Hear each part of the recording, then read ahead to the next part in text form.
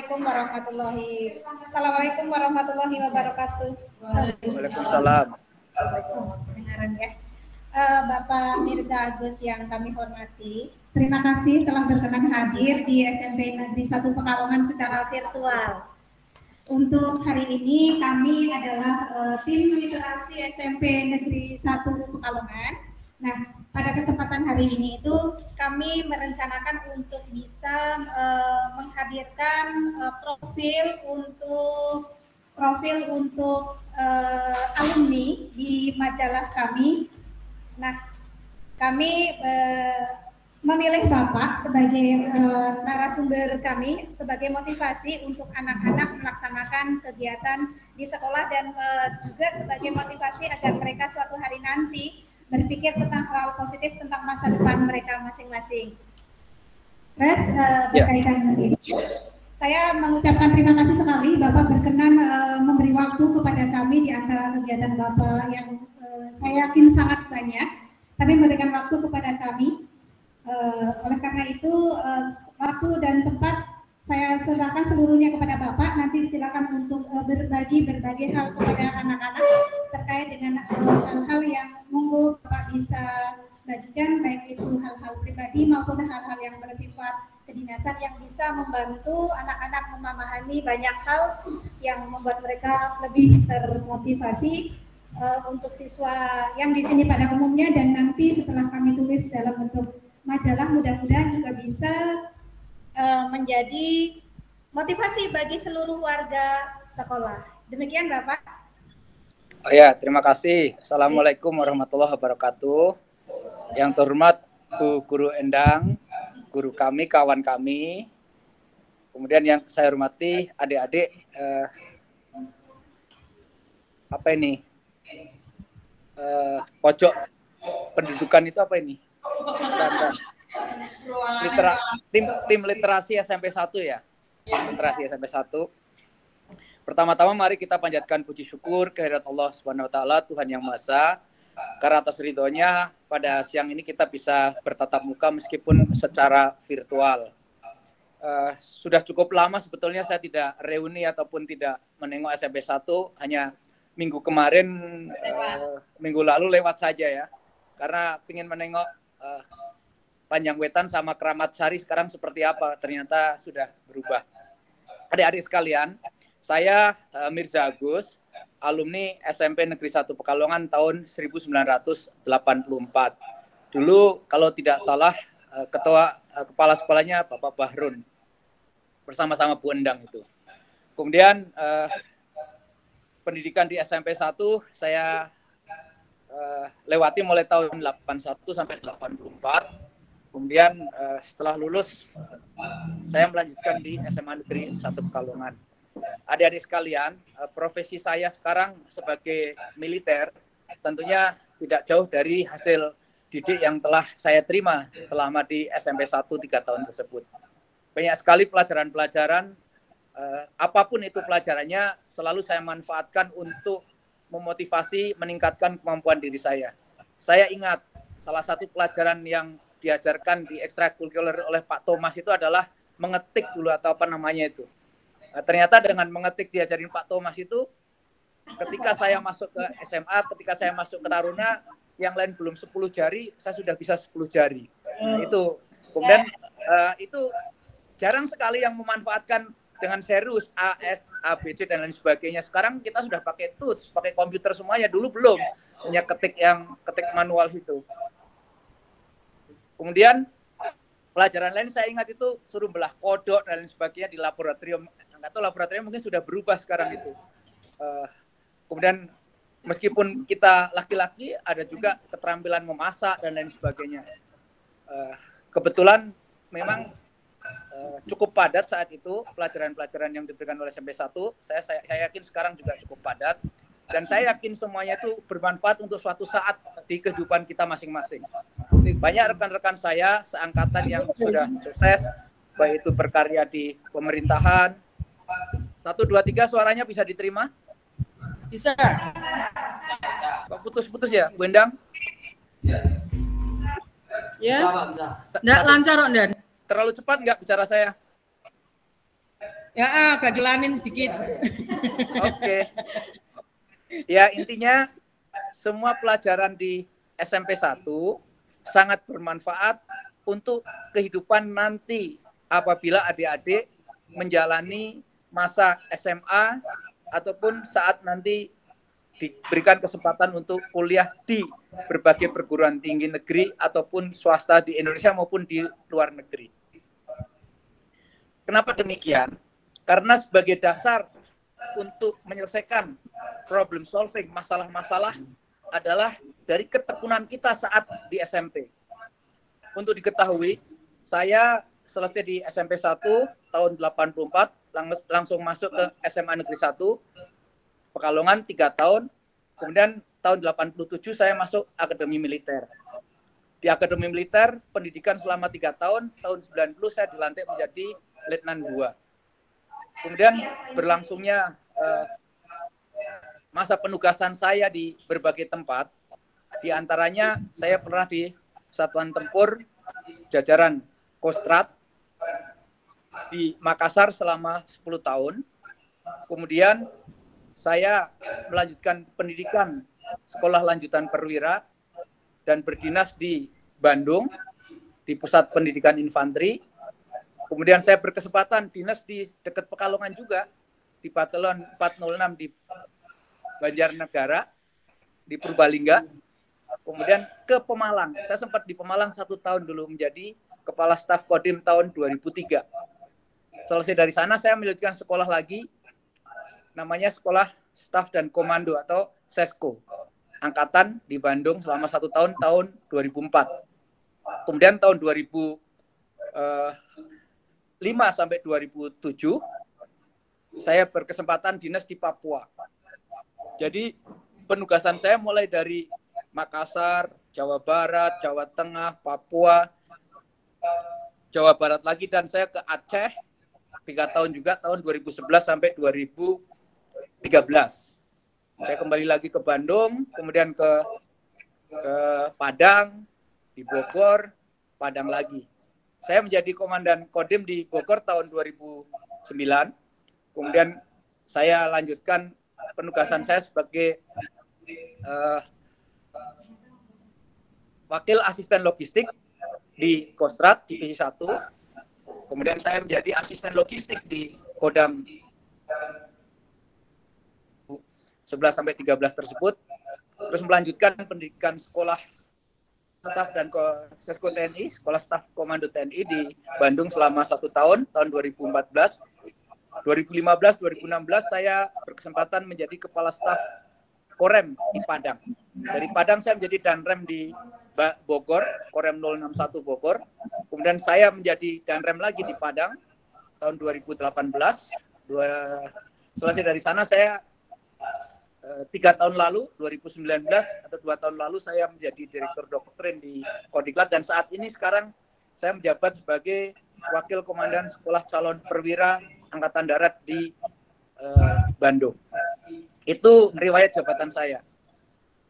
Status saya sekarang keluarga, istri saya dari Makassar, anak saya 3, yang pertama laki-laki sudah selesai kuliah kemarin, kemudian yang kedua masih melanjutkan kuliah di Universitas Malaya di Kuala Lumpur, yang ketiga baru SMP kelas 2 di SMP Negeri 2 di Bandung sini.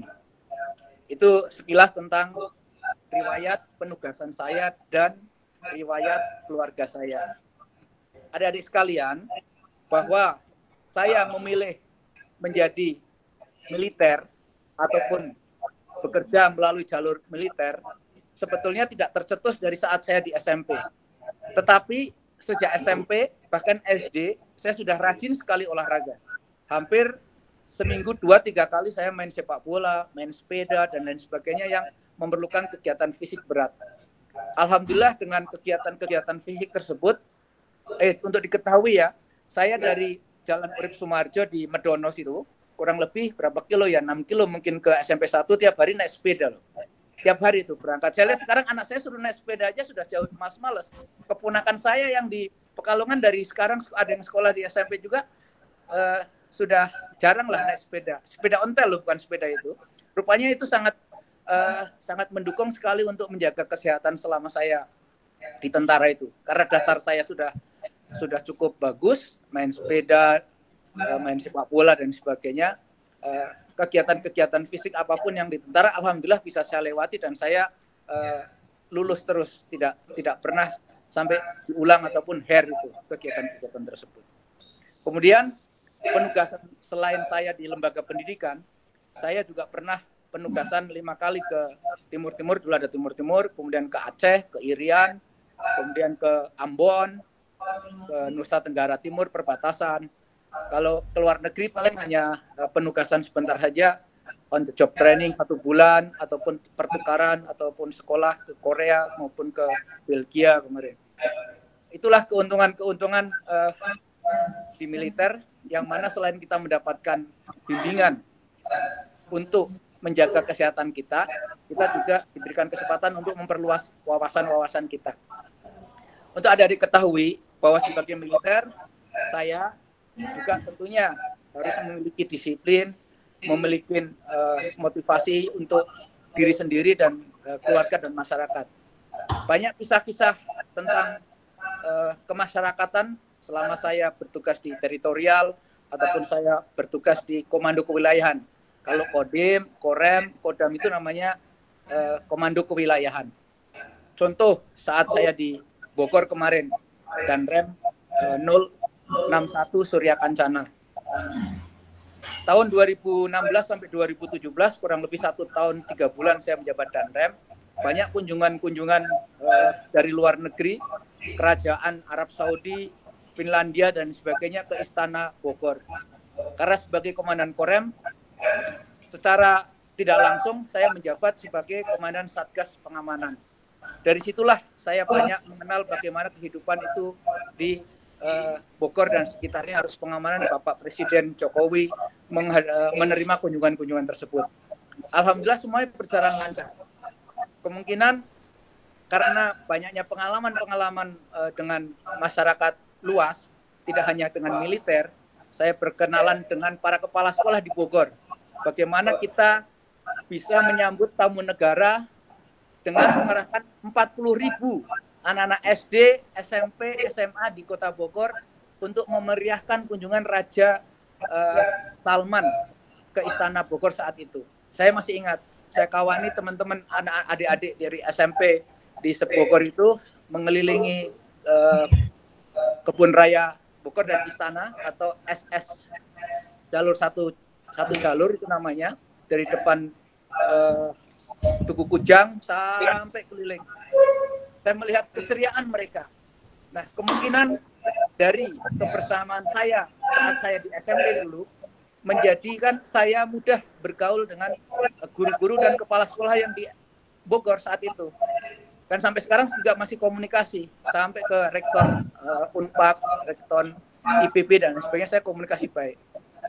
Saat di Bogor saya juga berkesempatan untuk berbicara, memotivasi bagaimana adik-adik mahasiswa-mahasiswi baru di IPB saat itu 3.000 orang kurang lebih.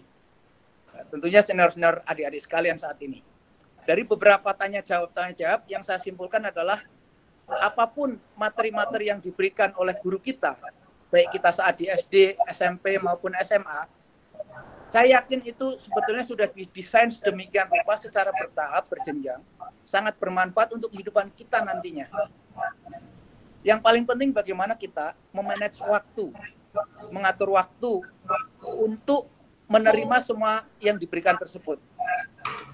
Saya sadari juga bahwa kadang yang diberikan itu terlalu banyak pikiran kita daripada kemampuan-kemampuan kita. Tapi sebetulnya itu tidak. Manage saja waktu kita, bagaimana kita bisa mengambil hal-hal yang kira-kira dapat kita serap sebanyak mungkin. Kalau yang kira-kira kita bisa menyerapnya sedikit, tidak masalah. Ikutin saja. Istilahnya tetap saja dibuka buku itu.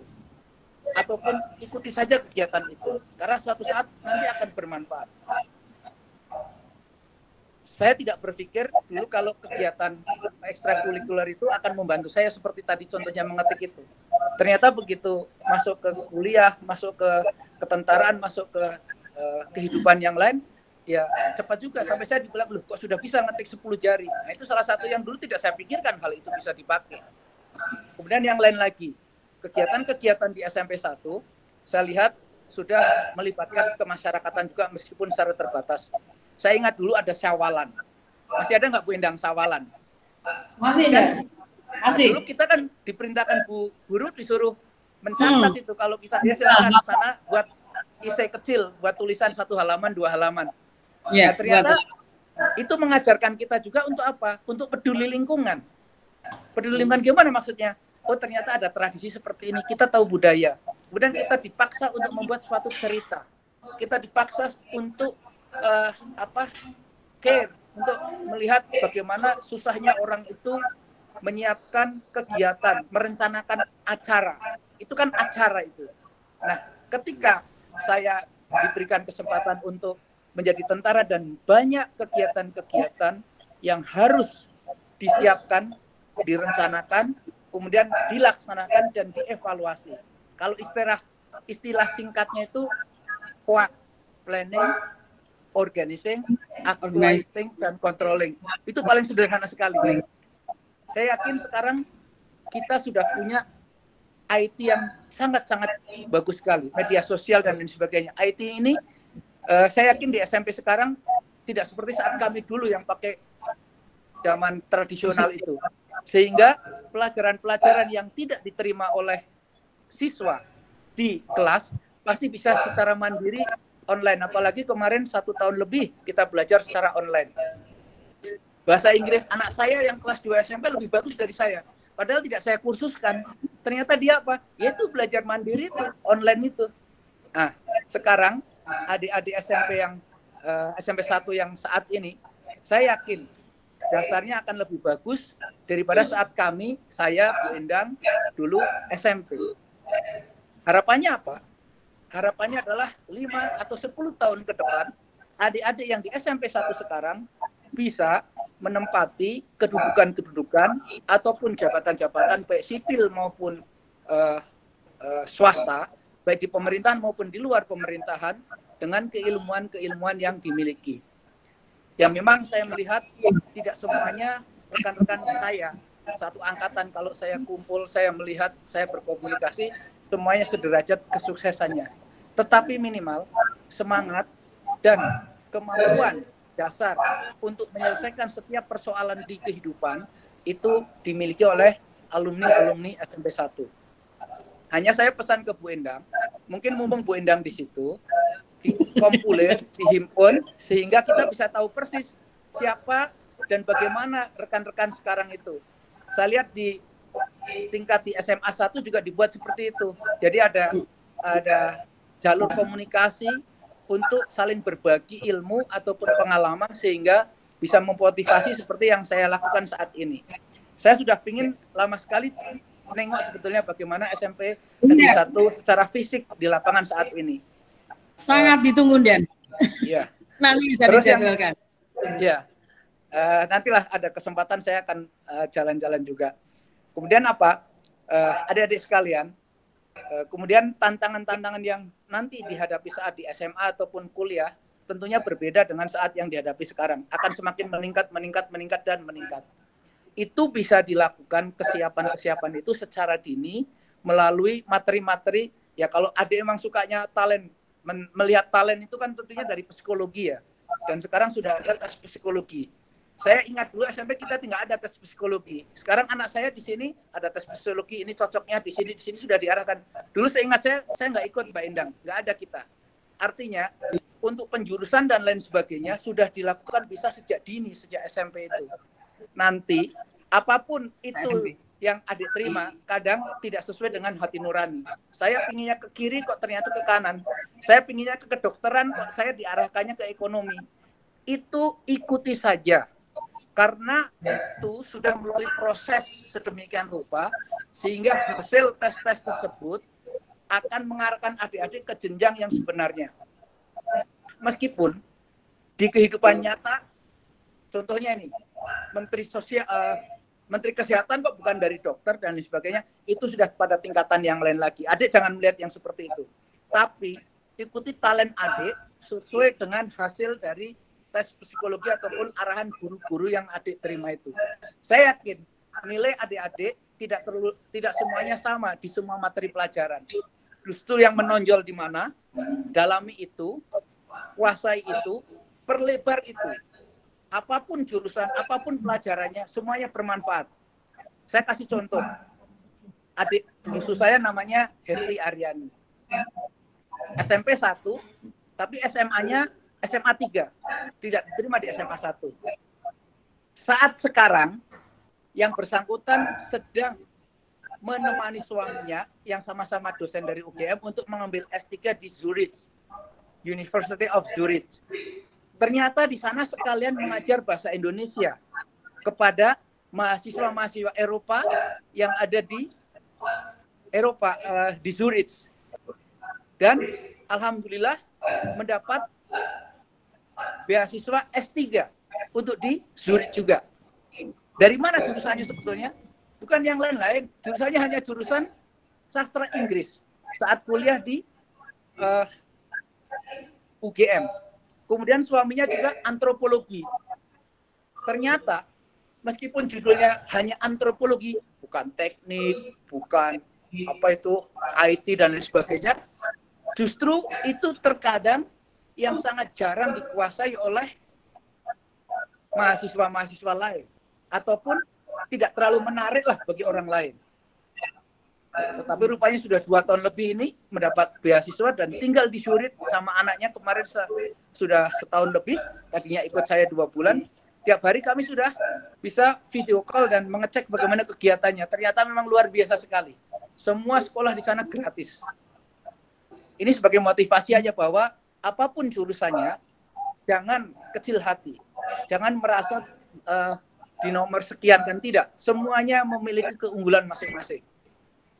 Ya, semuanya memiliki keunggulan masing-masing.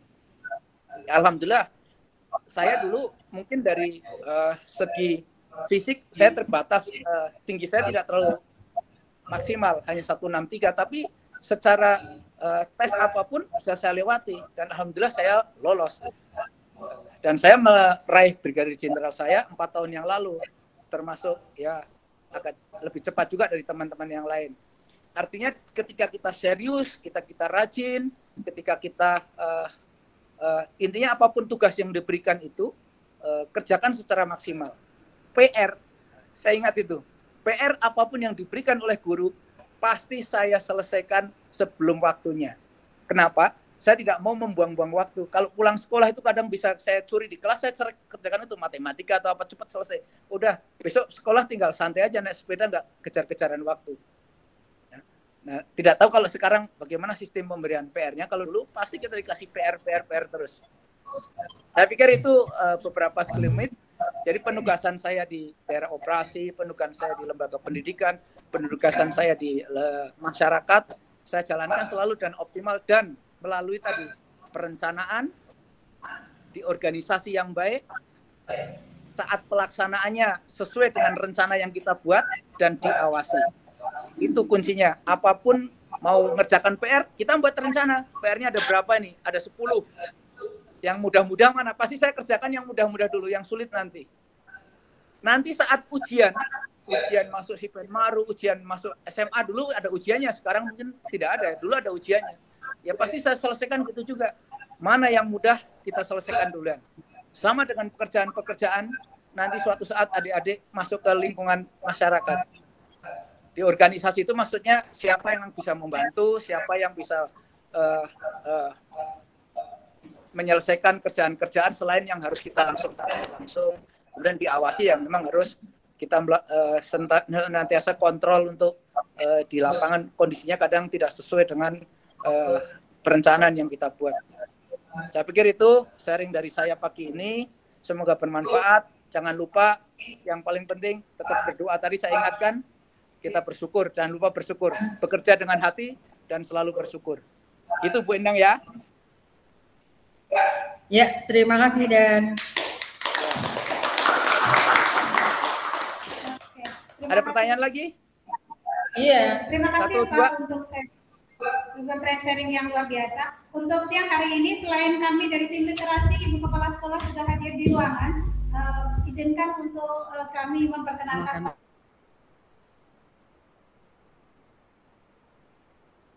Bu Ana.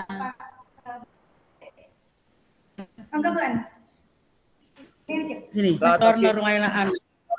Oh, siap. Assalamualaikum warahmatullahi wabarakatuh. Ya. Waalaikumsalam. Ya, selamat pagi juga. Dan pagi, Bu.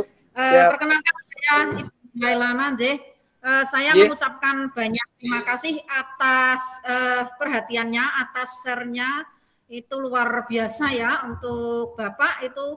Kalau saya tangkap kesimpulannya ini sebagai contoh untuk anak-anakku semua ini ya. Tadi sudah didengarkan bahwa karakter seseorang itu sangat telah diperlukan, bahwa seseorang baik anak atau orang dewasa itu semua harus membutuhkan sebuah karakter yang mana yang akan membawa dirinya untuk kesuksesan. Nah, di antaranya tadi saya tangkap Bapak itu mempunyai karakter mandiri ya, mandiri yang luar biasa, terus semangat rajin, ulet ya, tanpa pantang menyerah ya, pantang menyerah. Nah, dalam hal-hal itulah marilah anak-anak semuanya ya untuk dilakukan karakter tersebut. Ke kalian semua adalah nanti tolong disosialisasikan ya kepada semuanya ya, kepada semuanya khususnya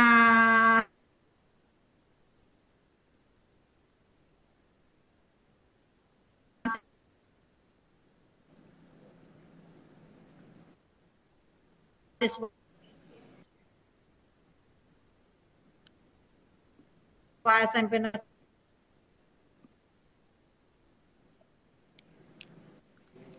1 dan punya anak-anak di tahap kalian mengerjakan tugas, tetapi mungkin melihat teman yang lain sudah apa belum dan lain itu sesuaikan aja bahwa pada dasarnya kalian adalah mempunyai tujuan hidup. Penting adalah kalian harus mempunyai rasa, tidak harus diomongin oleh orang tuanya, diomongin oleh gurunya, tapi bahwa kalian mempunyai tanggung jawab pribadi, tanggung jawab terhadap Allah Tuhannya, tanggung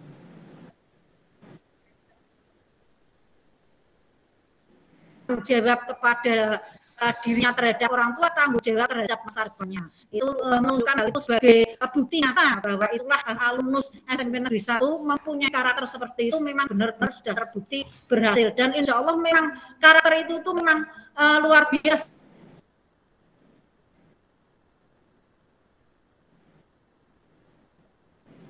Dengan karakter profil pelajar Pancasila yang telah dicetuskan oleh Bapak Nadiem Menteri Pendidikan Kemdikbudristek ini juga disampaikan seperti itu, Pak. Itu bukti nyata, Pak, bahwa ada unsur kemandirian ya, berkemandirian. Itu memang itu masih jalan. Jadi ada 6 aspek di dalam karakter profil pelajar Pancasila, di antaranya satu kemandirian itu, Pak. Ya, yang satunya yang biasa ya, beriman, takwa pada Tuhan Yang Maha Esa ya.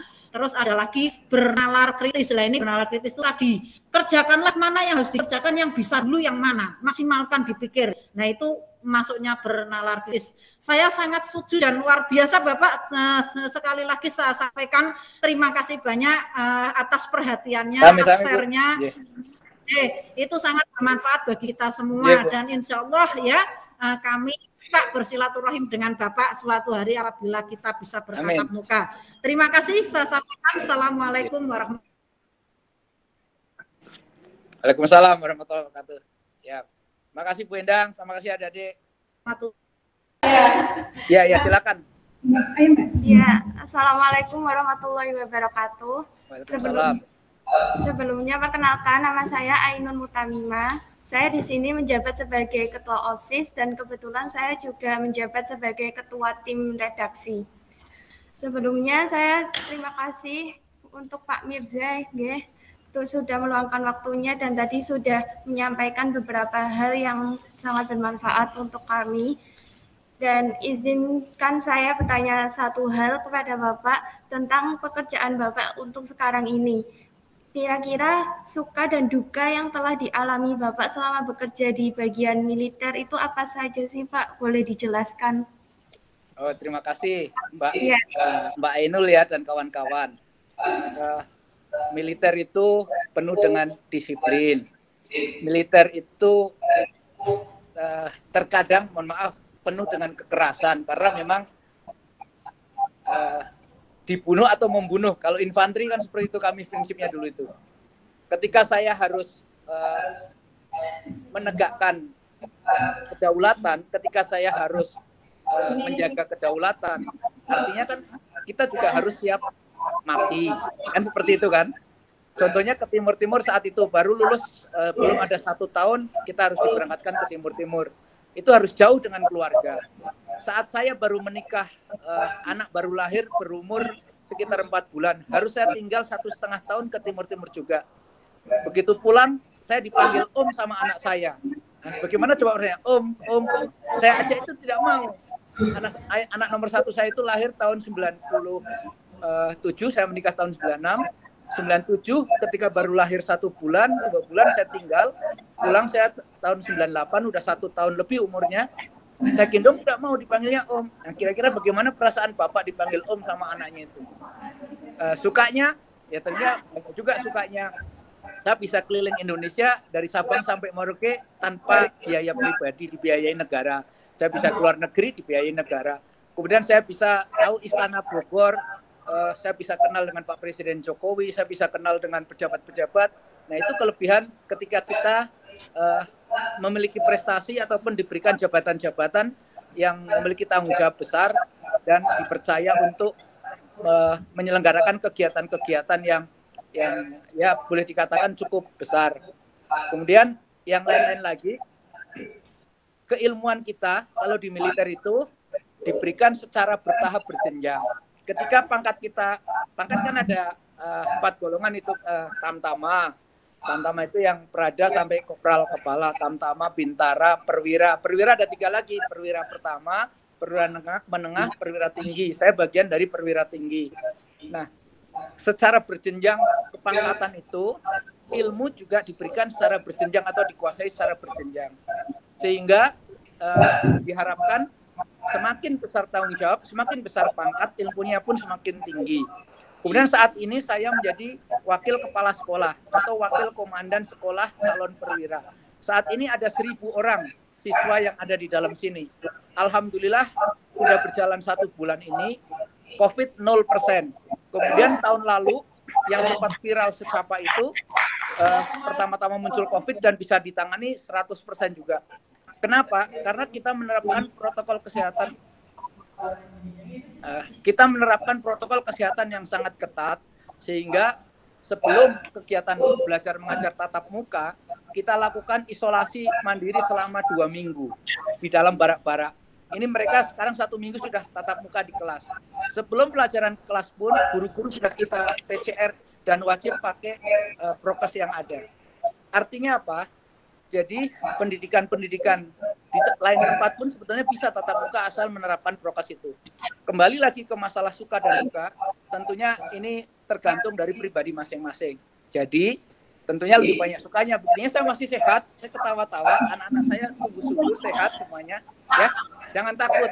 Saya dulu tidak punya cita-cita juga jadi tentara. Orang tua saya bukan tentara, pedagang. Ibu saya guru SD.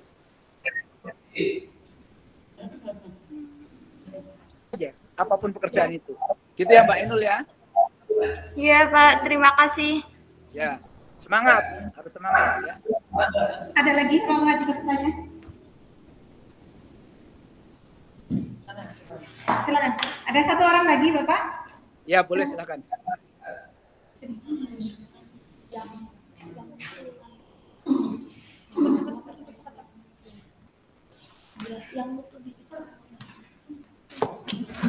Kenalan dulu ya. Assalamualaikum warahmatullahi wabarakatuh, Pak. Waalaikumsalam. Perkenalkan, nama saya Muhammad Diardiansyah, menjabat sebagai Wakil Ketua OSIS. Ya. Izin bertanya, Pak. Ya.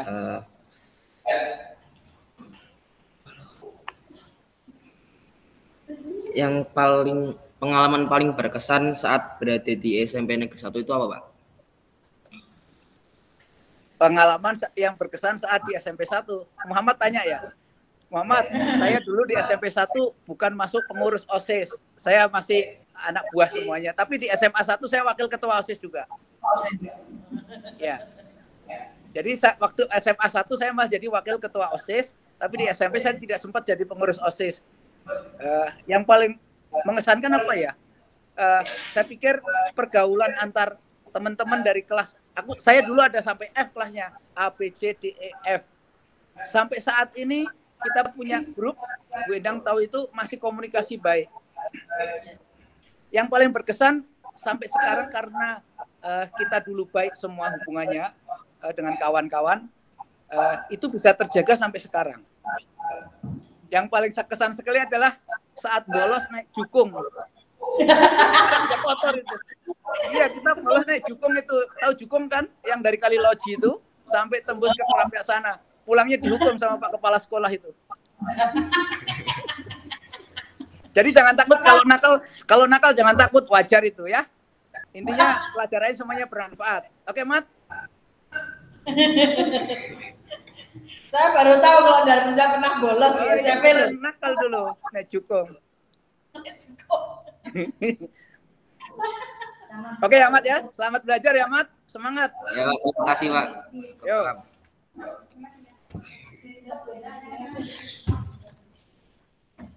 Oke, Bapak terima kasih untuk kesempatan yang diberikan kepada kami warga SMP 1 dan telah berbagi share banyak hal kepada siswa semuanya. Mudah-mudahan ini bisa berdampak positif kepada anak-anak kami hari ini ataupun nanti di masa depan. Terima kasih atas waktu yang telah diberikan kepada kami. Mudah-mudahan silaturahmi kami kita semua sampai ke SMP 1 hari ini dan suatu saat mereka juga alumni seperti Bapak juga dan mudah-mudahan juga bisa mewarisi kesuksesan dari apa yang Bapak lalui hari ini meskipun mungkin jalan mereka berbeda-beda, mudah-mudahan punya kesuksesan yang sama besarnya. Seperti itu. Sekali lagi kami ucapkan terima kasih untuk kesempatan yang telah diberikan. Mari kita tepuk tangan untuk kehadiran Bapak. Oke. Mari kita ucapkan bersama-sama.